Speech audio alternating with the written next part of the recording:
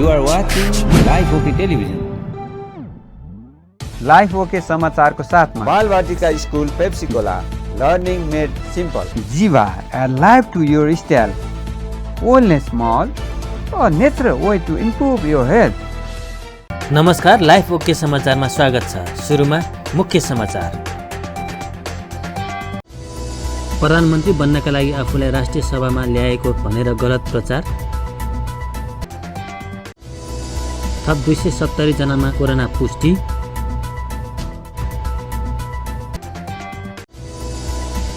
MCC नेपालमा लागू गर्ने वा नगर्ने बारे तत्काल निर्णय लिनुपर्ने। विभिन्न 7 साना कम्युनिस्ट पार्टीबीच एकता घोषणा। सधैँ झैँ यस वर्ष पनि भूकम्प दिवस मनाइयो।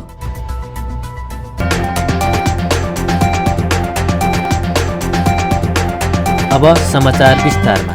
नेकपाका उपाध्यक्ष वामदेव गौतमले प्रधानमन्त्री बन्नका लागि आफूलाई राष्ट्रिय सभामा ल्याइएको भनेर गलत प्रचार गरिएको बताउनु भएको छ। सिंहदरबारमा शुक्रबार बसेको राष्ट्रिय सभा अन्तर्गतको दिगो विकास तथा सुशासन समितिको बैठकमा राष्ट्रिय सभा सदस्य गौतमले आफू प्रधानमन्त्री बन्न खोजेको र राष्ट्रिय सभामा रोजेको भन्दै गलत प्रचार गरेको बताउनु भएको हो। उहाँले राष्ट्रिय सभा प्रतिनिधि सभाको तुलनामा परिपक्व हुनुपर्ने भन्दै काम कारबाहीलाई प्रभावकारी बनाउनका लागि भूमिका खेल्ने जिकिर गर्नुभयो। गौतमले राष्ट्रिय सभा र प्रतिनिधि सभा बीच मान मर्यादा र काम कारबाहीमा विभेद रहेको भन्दै विभेद अन्त्य गर्नका लागि पनि पहल र योगदान गर्ने जिकिर गर्नुभयो। त्यस्तै उहाँले संघीय संसदका 2 सदनमध्ये राष्ट्रिय सभालाई कम अधिकार दिएको धारणा पनि राख्नुभयो। फेरि पुनर्स्थापित संसदमा राष्ट्रिय सभा जन्मियो, त्यहाँ पनि त्यो गरिमा छ र हामीले त्यो गरिमालाई अहिले पनि कायम गर्नुपर्छ भनेर म अनुरोध गर्न चाहन्छु।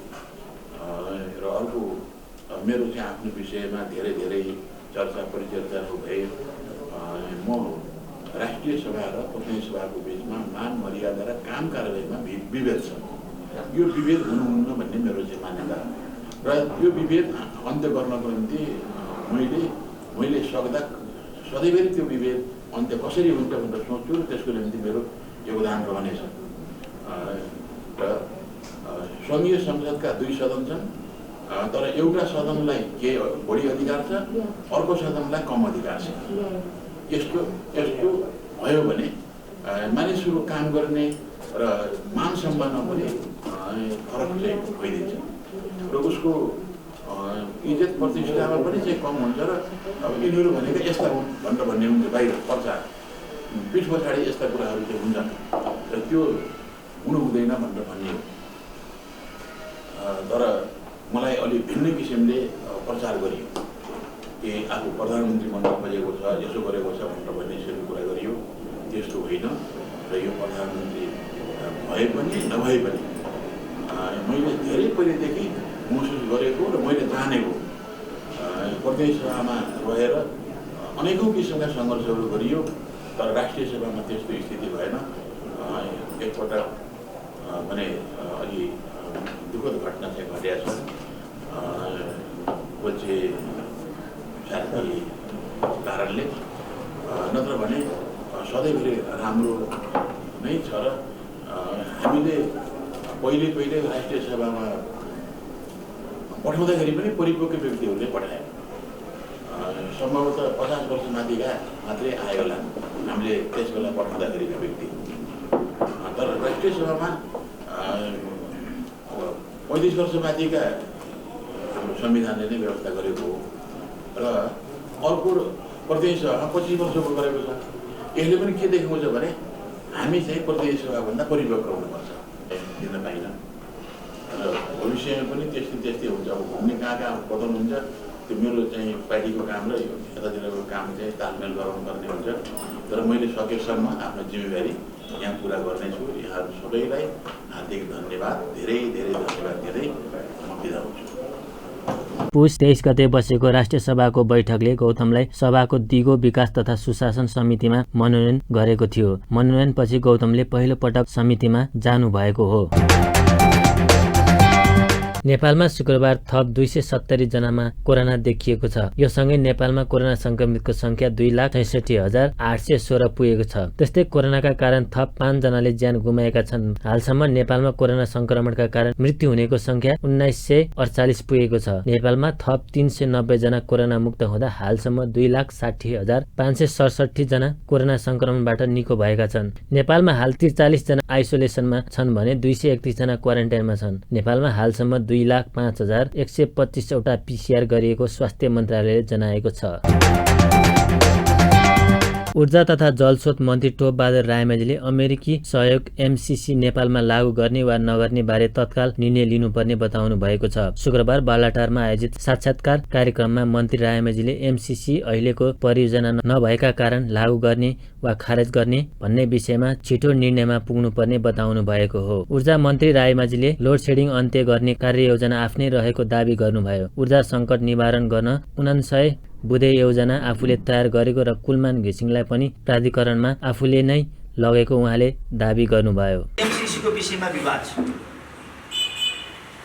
ऊर्जा क्षेत्रको ट्रान्समिसन लाइनमा बनाउने भनेको छ, तर विवाद छ। हामीले एक दिन पनि पर्खिनु हुँदैन।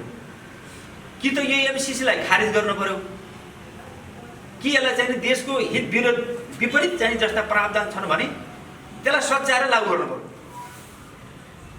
होइन भने यसको एक दिन पनि हामीले पर्खिन सक्ने स्थिति छैन। यो छिटोभन्दा छिटो निर्णय गर्नुपर्छ। देशका राजनीतिक पार्टी, यो सरकारको मात्रै कुरा होइन, देशका राजनीतिक पार्टी र चाहिँ के छ भने सरकार सहकार्य गरेर यसलाई चाहिँ निर्णय गर्नुपर्ने हुन्छ। या त यसले चाहिँ धेरै समय लिने हो, बहस मात्रै भइरहने, यो समाधान गर्न सकिन्न, सहमति गर्न सकिन्न, निर्णय गर्ने स्थिति छैन भने यसलाई खारेज गरौँ। मैले यसलाई हुबहु लागू गरौँ भनेको छैन, मैले कहिले पनि भनेको छैन।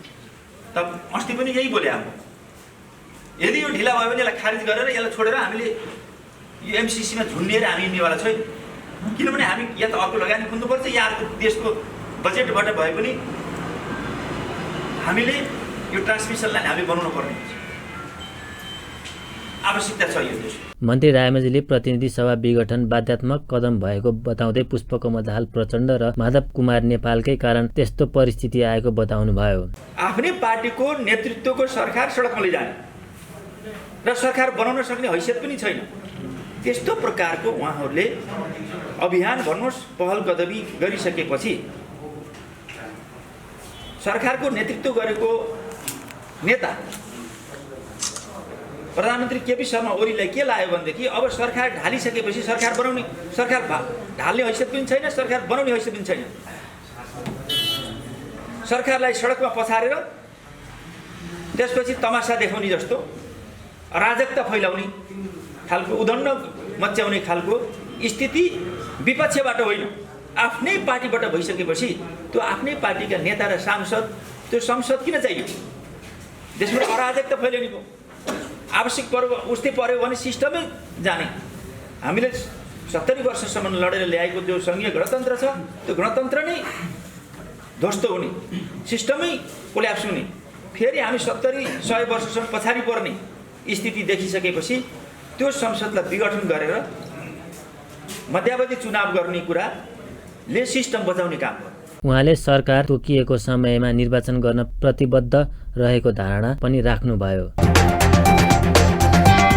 विभिन्न 7 साना कम्युनिस्ट पार्टी बीच एकता घोषणा भएको छ। शुक्रबार काठमाडौँमा पत्रकार सम्मेलन गर्दै नेपालमा 7 वटा कम्युनिस्ट पार्टीले एकता घोषणा गरेका हुन्। एकता गर्नेहरूमा पुनर्गठित नेकपा, नेपाल श्रमजीवी पार्टी, नेपाल कम्युनिस्ट पार्टी, नयाँ नेपाल राष्ट्रिय पार्टी, पूर्व जनमुक्ति सेना एकता पार्टी, थारू राष्ट्रिय मुक्ति मोर्चा र नेकपा मार्क्सवादी रहेका छन्। पत्रकार सम्मेलनमा निरन्तर सङ्घर्ष गर्दै फरक फरक पृष्ठभूमिबाट आएका 7 वटा पार्टी एकता पछि पुनर्गठित नेकपा घोषणा भएको जानकारी दिएको हो। नयाँ घोषणा भएको पार्टीको अध्यक्षमा भविश्वर पराजुली रहने जानकारी गराइएको छ। कार्यक्रममा पुनर्गठित नेकपाका अध्यक्ष भविश्वर पराजुलीले कम्युनिस्टहरू बीच विभाजन आइरहँदा एकता अभियान सुरु गरेको बताउनुभयो। देशको क्रान्तिकारी परिवर्तन र नयाँ समाजवादी व्यवस्थाका लागि निरन्तर सङ्घर्ष गर्दै अलग अलग पृष्ठभूमिबाट आएका हामी 7 राजनीतिक पार्टी पुनर्गठित नेकपा माओवादी केन्द्र, नेपाल कम्युनिस्ट पार्टी लोक गणतान्त्रिक, नयाँ नेपाल राष्ट्रिय पार्टी, नेपाल श्रमजीवी पार्टी, नेकपा मार्क्सवादी, पूर्व जनमुक्ति सेना एकता पार्टी र थारू राष्ट्रिय मुक्ति मोर्चा बीच पार्टीगत एकता गर्न सहमत भएका छौँ। साथै पार्टी एकीकरण पश्चात पार्टीको नाम पुनर्गठित नेकपा माओवादी केन्द्र रहने र अध्यक्ष भविश्वर पराजुली नै रहने गरी निर्णय भएको घोषणा गर्दछौँ। हामी बीच रहेका कतिपय सैद्धान्तिक, राजनीतिक तथा सङ्गठनात्मक विषयमा खुला र मैत्रीपूर्ण विचारधारात्मक छलफल गर्दै समान धारणा बनाउन प्रयत्न गरिनेछ। पार्टी एकतामा आबद्ध सबै तहका नेता तथा कार्यकर्ताहरूको आपसी छलफल गर्दै सम्मानजनक समायोजन र व्यवस्थापन गर्ने सहमति भएको छ।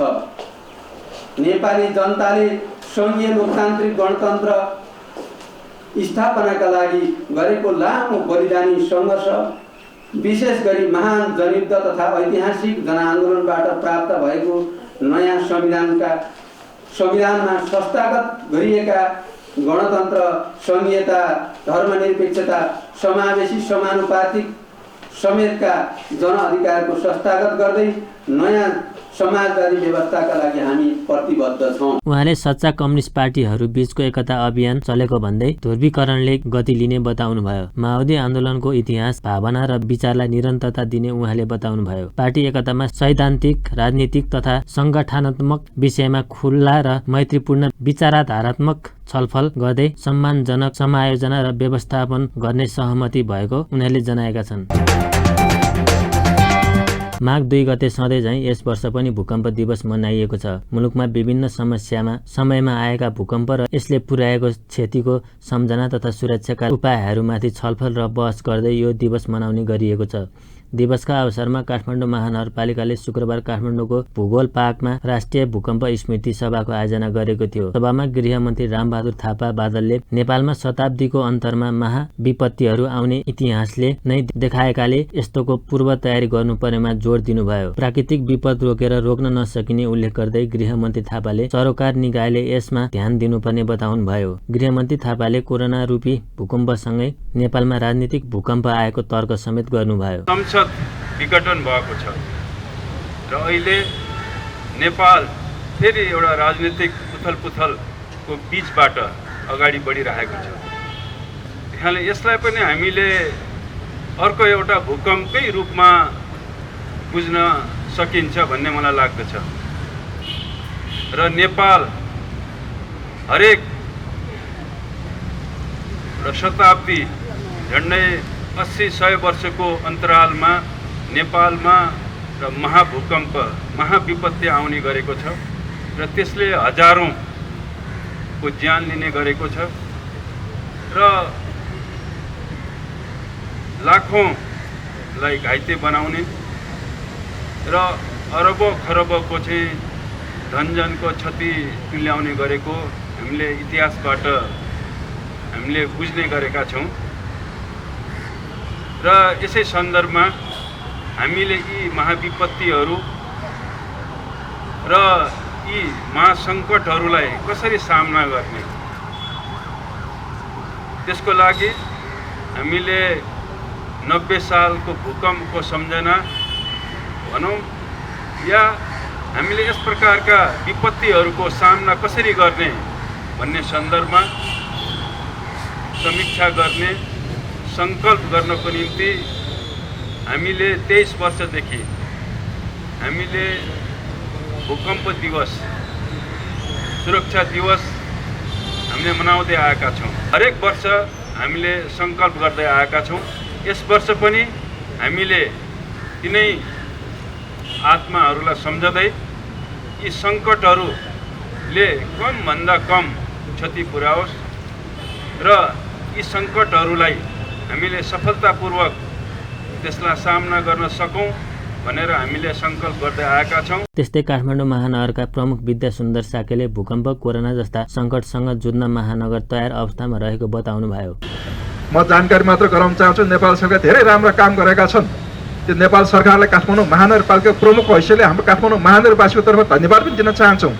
तर काठमाडौँ महानगरपालिका त्यस्तो नगरपालिका हो सबैभन्दा पहिला 10 करोडको कोषको व्यवस्था गरेर हामी कोही पनि फोकर रहन दिँदैन भनेर अठोट गर्ने काठमाडौँ महानगरपालिका नै हो। हामी सबै वडा अध्यक्ष वडा सदस्य कर्मचारी साथीहरू ल्याएर घर घरमा राहत पुर्याएर ठाउँ ठाउँमा खाना खुवाएर कसैलाई पनि फोकर रहन दिएनौँ। यत्रो 40औं लाख जनसङ्ख्या भएको ठाउँमा पनि कुनै पनि असुरक्षाको महसुस गर्नु परेन। एकजनाले खाना पाएन भनेर भन्नुपर्ने स्थिति आएन। त्यो व्यवस्था हामीले गरेका छौँ। हामीलाई गौरव पनि लाग्छ। हाम्रा जनप्रतिनिधि साथीहरू कर्मचारी साथीहरू जो आफैमा एउटा जिम्मेवार व्यक्तिहरू हुनुहुन्छ त्यो बाहेक पनि हामीले आउनु परेन, तपाईँहरूको अहिले नआउनुहोस् हुलमुल नगर्नुहोस् भन्दाखेरि पनि यस्तो बेलामा मानवीय सेवा गर्न पाउनुपर्छ भनेर हरेक वडामा टोल टोलबाट स्वयंसेविकाहरू आफै आए। स्वयंसेवीहरू हामी पनि राहत बाँध्छौँ भनेर आए। हामीले नेपाल सरकारका सुरक्षा निकाय कर्मचारी र जनप्रतिनिधिको दायित्वभित्र नै पर्छ, तर जसको दायित्वभित्र परेन लुकेर घरभित्र सुरक्षित साथ बस्न सकिने व्यक्तिहरू पनि यस्तो विपदको बेलामा सरकारको मात्र मुख हेरेर बस्ने होइन, हामीले पनि मानवीय सेवा गर्न पाउनुपर्छ भनेर हामीले रोक्दा रोक्दै आएका छौँ। कार्यक्रमपछि गृहमन्त्री थापाले भूकम्पको सुरक्षाका लागि महानगरले गरेको तयारीको निरीक्षण गर्नुभएको थियो। विक्रम सम्वत 1990 माघ 2 गते दिउँसो 2:24 बजे गएको त्रासदीपूर्ण महाभूकम्पको सम्झनामा वर्षेनी माघ 2 मा भूकम्प दिवस मनाउने गरिएको हो। यसका लागि यस वर्षको सन्देश बुहा प्रकोपीय विपदमा भूकम्पीय सुरक्षा, साझा सहकार्यमा जनधनको रक्षा भन्ने तय गरिएको छ। विक्रम सम्वत 2055 देखि माघ 2 गतेलाई राष्ट्रिय भूकम्प सुरक्षा दिवसका रूपमा मनाउन थालिएको हो। सरकारले आफ्नो सेवा छिटो, छरितो र प्रभावकारी बनाउन भन्दै नागरिक एप सार्वजनिक गरेको छ। सिंहदरबारमा शुक्रबार आयोजित पत्रकार सम्मेलनमा सञ्चार तथा सूचना प्रविधि मन्त्री पार्वत गुरुङले नागरिक एप शुभारम्भ गर्नुभएको हो। नेपाल सरकारबाट प्रदान गरिने विभिन्न सेवालाई सरल, पारदर्शी र प्रभावकारी बनाउन सो एप परीक्षणका रूपमा ल्याएको मन्त्रालयले जनाएको छ। सरकारको डिजिटल नेपाल फ्रेमवर्क अन्तर्गतको यो महत्त्वपूर्ण कार्यक्रम भएको मन्त्री गुरुङले बताउनुभयो। नागरिकले नागरिक एपबाट प्यान कार्ड सम्बन्धी आवेदन गरी प्यान नम्बर प्राप्त गर्ने र सरकारलाई तिरेको करको विवरण समेत मोबाइल सेट मार्फत नै जानकारी लिन सकिने सञ्चार मन्त्रालयले बताएको छ। एप मार्फत नागरिकता, राहदानी, शैक्षिक प्रमाणपत्र र मतदाता परिचय पत्रको विवरणहरू प्राप्त गर्न सकिनेछ भने नागरिक लगानी कोष, सञ्चय कोष र सामाजिक सुरक्षा कोषको खातामा जम्मा भएका रकम र ऋण विवरणहरूको जानकारी लिन सकिनेछ। निकट भविष्यमा एपलाई विस्तृत गर्दै लैजाने मन्त्री गुरुङले बताउनुभयो। अझ पारदर्शिता बनाउनको निम्ति र सबै सेवाहरूबाट हामीले कम खर्चिलो झन्झटिलोबाट पनि मुक्त हुँदै नागरिकहरूलाई सरकारी सेवा मोबाइलबाटै हातबाटै कसरी दिन सकिन्छ, सरकारका सूचनाहरू कसरी प्राप्त गर्न सकिन्छ र हाम्रो सबै डकुमेन्टहरूलाई पनि मोबाइलमै सुरक्षित कसरी राख्न सकिन्छ। हामी नागरिकता कता अनि हाम्रो लाइसेन्स कता, प्यान नम्बर कता, हाम्रा सबै सरकारी डकुमेन्टहरू, हाम्रा सबै आवश्यक एउटा चाहिँ कागजपत्रहरूलाई पनि छरिएर कहिले कहाँ हो कहिले कहाँ, यस्तो स्थितिलाई एकै ठाउँ मोबाइलमै सबै एउटा हाम्रा डकुमेन्टेसन पनि सुरक्षित हुने, हाम्रा सूचनालाई पनि सुरक्षित गर्ने र सहज रूपमा यसलाई सेवा उपलब्ध गराउने उद्देश्यबाट जुन नागरिक एप्सको सुरुवात भएको छ, आज यो ऐतिहासिक दिन पनि रहेको छ। हामी खुसी छौँ। नेपाल सरकारले हामी नागरिकहरूको निम्ति सरकारी सेवा अब 24 घण्टा हामीले र बिदाको दिन पनि हामीले प्रयोग गर्न पाउने गरिकन नागरिकहरूको सेवालाई अझ सुदृढ गर्ने, अझ व्यवस्थित गर्ने, सरल बनाउने सोचका साथ आज 3 वर्ष पश्चात हामीले यो नागरिक एप्सको आज सुरुवात भएको छ। डिजिटल नेपाल फ्रेमवर्कले परिकल्पना गरे बमोजिम सरकारले नागरिकलाई प्रदान गर्ने सेवाहरू एकीकृत तथा अन्तर आबद्ध गरी सहज र प्रविधि मैत्री बनाउने नीति तथा कार्यक्रममा उल्लेख छ। सरकारी काम कारवाहीको अनुगमन, गुनासो सुनाई तथा सम्बोधन हुने व्यवस्था मिलाइने उद्देश्य अनुरूप एउटा कार्यको रूपमा नागरिक एप सार्वजनिक गरिएको हो। एपमा आगामी दिनमा मालपोत, भूमि सुधार, सवारी कर, चालक अनुमति पत्र लगायतका आम नागरिकसँग सरकार हुने सेवाहरू थप गर्दै लगिनेछ। लाइन होइन, अनलाइनबाट 24 घण्टा सरल, सहज र प्रभावकारी सरकारी सेवाका लागि नागरिक एप भन्ने नाराका साथ सुरु गरिएको एप मार्फत हेलो सरकारमा गुनासो गर्न सकिने व्यवस्था मिलाएको मन्त्रालयले जनाएको छ। एपको प्रयोगबाट फेसलेस, पेपरलेस र समयको बचत हुने तथा सार्वजनिक बिदाको दिन पनि सेवा लिन सकिने बताइएको छ। नेपाली काङ्ग्रेस पार्टीकी केन्द्रीय सदस्य डाक्टर डिला सङ्ग्रौलाले ओली नेतृत्वको सरकारले प्रतिनिधि सभा विघटन गरेर असंवैधानिक कार्य गरेको बताउनु भएको छ। नेपाल प्रेस युनियन कपिलवस्तु शाखाले तौली हावामा आयोजना गरेको पत्रकार सम्मेलनमा बोल्दै नेत्री सङ्ग्रौलाले असंवैधानिक रूपमा गरिएको प्रतिनिधि सभा संसद विघटनको विरुद्ध पार्टीले वडा स्तरको विरोध अगाडि बढाएको स्पष्ट पार्नुभयो। उहाँले काङ्ग्रेसले संविधानको रक्षालाई प्राथमिकता राखेको बताउनुभयो। संसद विघटन गर्न नपाउने विषयमा पूर्व सभामुख सुभाष नेमाङ र महान्यायाधिवक्ता अग्नि खरेलले केही समय राखेको विचारको भिडियो अहिले चर्चामा आउनुले सो कार्य असंवैधानिक भएको प्रस्ताविएको सङ्ग्रौलाको जिकिर थियो। कुनै परामर्श गर्नु भएन, त्यसले गर्दा संविधानको संरक्षण गर्ने जिम्मा पनि हाम्रो जिम्मा हो। मुलुक अस्थिरता र अधिनायकवाद र सर्वसत्तावादको नयाँ जन्म भयो भने त्यो जन्म चाहिँ भइसकेछ। संसद विघटन सर्वोच्चको संवैधानिक इजलासमा बहसको विषय बनेको छ। नेपाली काङ्ग्रेस जहिले पनि लोकतान्त्रिक मूल्य र मान्यता स्वतन्त्र न्यायपालिकालाई मान्ने पार्टी हो। त्यसै कारणले त्यो बहस पनि संविधानलाई टेकेर होस् भन्ने हाम्रो एउटा पाटो हो। हामी आशावादी छौँ सर्वोच्चले यो संविधानलाई टेकेर निर्णय गर्छ। सर्वोच्चको कोर्टमा यो बल छ। सर्वोच्चले गरेको निर्णय नेपाली काङ्ग्रेसलाई मान्य हुन्छ। त्यही बाटोमा गएका छौँ र यो मैदानमा हामी जाँदै गर्दा विरोध सभामा जाँदै गर्दा दुईटा पाटोलाई लिएर गएका छौँ। मैले भनिसकेँ हामी अरू सहकार्यमा छैनौँ। दुईटा कम्युनिस्ट एउटै छ।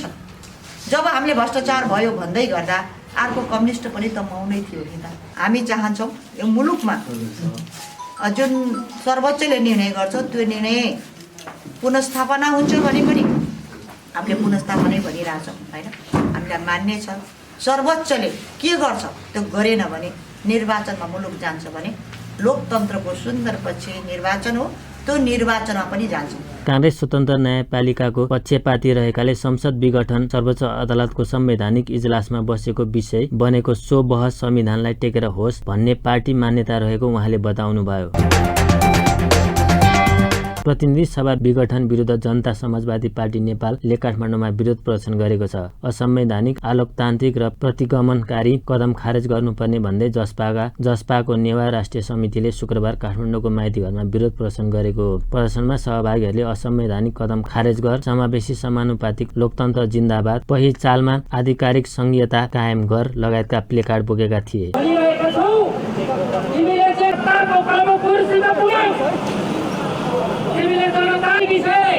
आजको कार्यक्रमको औचित्य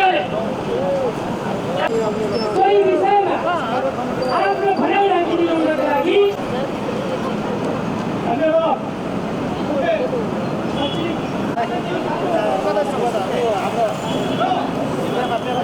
संसद विघटन गर्ने प्रधानमन्त्रीको कदम विरुद्ध उनीहरूले नाराबाजी समेत गरेका थिए। संसद विघटन पश्चात जसपाले आन्दोलनलाई निरन्तरता दिएको छ। सुन तोलामा 400 रुपियाँले बढेको हो। नेपाल सुनचाँदी व्यवसायी महासङ्घका अनुसार छापाला सुन प्रति तोला 92,500 रुपियाँ र तेजाबी सुन प्रति तोला 92,000 रुपियाँमा कारोबार भइरहेको छ। यसै गरी चाँदीको भाउ पनि उकालो लागेको छ। यस दिन चाँदी तोलामा 15 रुपियाँले बढेर प्रति तोला 1,260 रुपियाँमा किनबेच भइरहेको छ। अन्त्यमा प्रमुख समाचार फेरि एकपटक। प्रधानमन्त्री बन्नका लागि आफूलाई राष्ट्रिय सभामा ल्याएको भनेर गलत प्रचार। थप 270 जनामा कोरोना पुष्टि।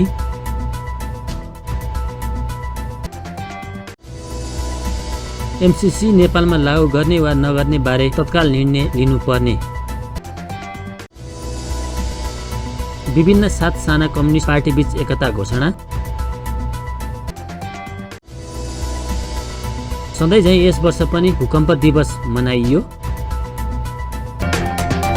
हस् त अहिलेका लागि लाइफ ओके समाचार यति नै। हेर्दै गर्नुहोला लाइफ ओके टेलिभिजन। नमस्कार।